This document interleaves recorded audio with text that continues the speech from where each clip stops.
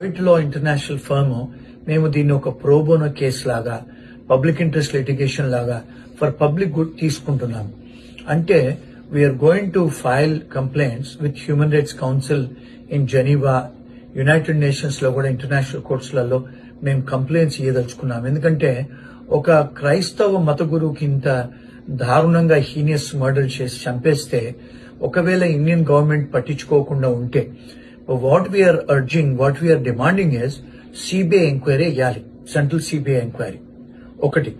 రెండోది ఏంటంటే వాళ్ళ కుటుంబానికి ప్రొటెక్షన్ ఇవ్వాలి.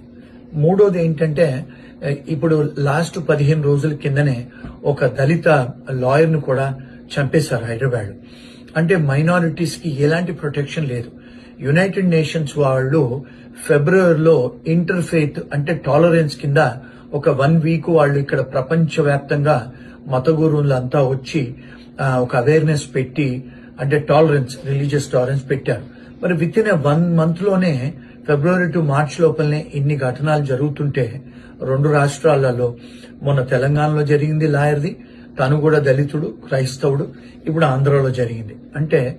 అంటే క్రైస్తవులకు, మత గురువులకు, దళితులకు ఎలాంటి ప్రొటెక్షన్ లేదా? అంటే మనది ఒక సెక్యులర్ కంట్రీ.